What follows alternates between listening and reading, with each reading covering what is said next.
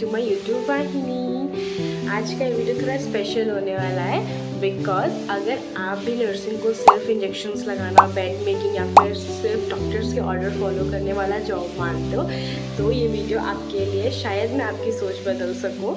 आज का जो टॉपिक है वो आप लोगों ने टाइटल में तो देख ही लिया होगा। तो आज मैं नर्सिंग से रिलेटेड जितने भी मिथ्स और फैक्ट्स हैं उनको क्लियर करने वाली हूँ, क्योंकि कुछ लोगों के मन में बहुत सारे ऐसे मिथ्स होते हैं रिलेटेड टू नर्सिंग। लेकिन अब जब मैं नर्सिंग फील्ड में हूँ और नर्सिंग पढ़ाई कर रही हूँ तो मुझे अब पता चल रहा है कि बहुत सारी ऐसी चीज़ें हैं जो मिथ्स हैं नर्सिंग से रिलेटेड। तो आज मैं उसको क्लियर करने वाली हूँ, तो वॉच टिल द एंड। सबसे पहला मिथ जो है और सबसे कॉमन मिथ है कि नर्सिंग सिर्फ इंजेक्शंस लगाना और बेड मेकिंग का काम होता है। तो इसका फैक्ट ये है कि नर्सिंग में इंजेक्शंस और बेड मेकिंग का काम जो होता है वो नर्सिंग का सिर्फ एक छोटा सा पार्ट होता है। नर्सिंग में हम anatomy, physiology, psychology, sociology, pharmacology, biochemistry, adult health nursing, child health nursing, nursing foundation 1, 2, 3 और पता नहीं क्या क्या पढ़ते हैं। तो अगर आप ये सोच रहे हो कि नर्सिंग में सिर्फ इंजेक्शंस लगाना और बेड मेकिंग ही एक काम होता है तो आप बहुत गलत सोचते हैं, क्योंकि हम जो पेशेंट्स होते हैं उनको सिर्फ इंजेक्शंस लगाना और उनके लिए बेड नहीं बनाते हैं, हम उनको मेंटली, फिजिकली हर तरीके से ट्रीट करते हैं।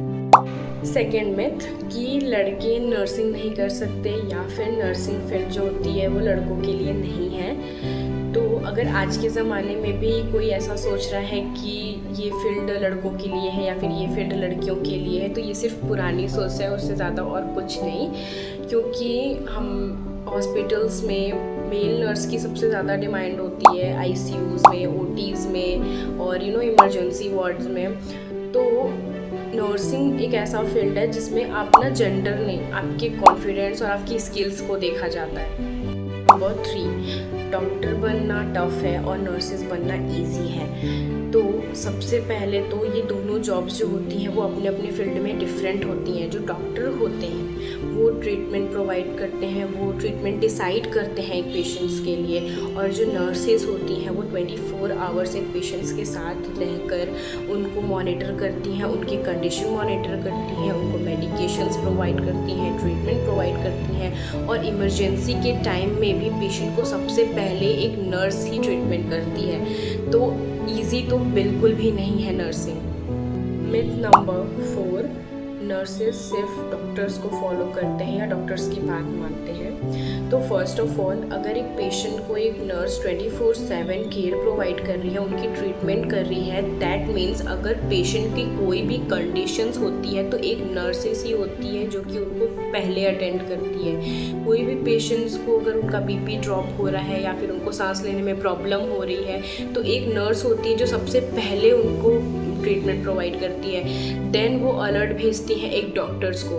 तो नर्सिंग सिर्फ एक फॉलोइंग नहीं है, वो एक स्मार्ट डिसीजन मेकिंग भी होता है। नंबर 5, नर्सिंग में ग्रोथ नहीं है।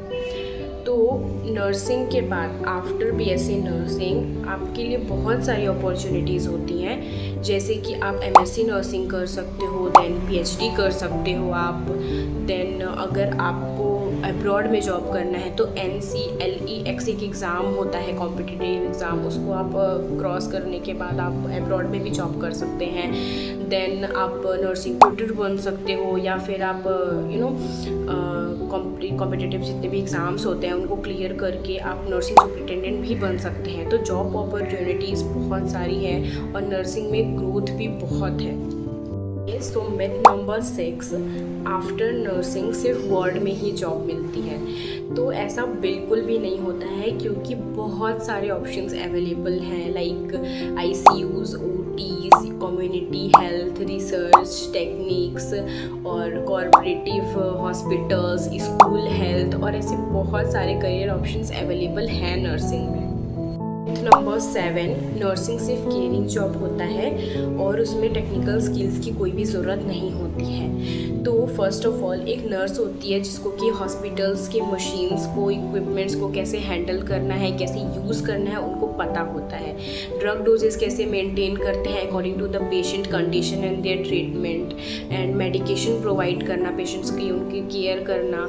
देन इमरजेंसीज़ में पेशेंट्स के लिए क्या सही है क्या गलत है, उनके लिए एक बेस्ट डिसीज़न लेना, वो होता है नर्सिंग। और ये सिर्फ केयरिंग नहीं होता है, ये टेक्निकल स्किल्स भी होती हैं जो कि एक ट्रेनिंग से आती है। नंबर 8, नर्सिंग में सैलरी बहुत ही कम होती है। तो आप अगर कोई भी कोर्स कर रहे हो, उसके बाद अगर आप जॉब करते हो तो आपकी स्टार्टिंग सैलरी जो होती है वो एवरेज ही होती है।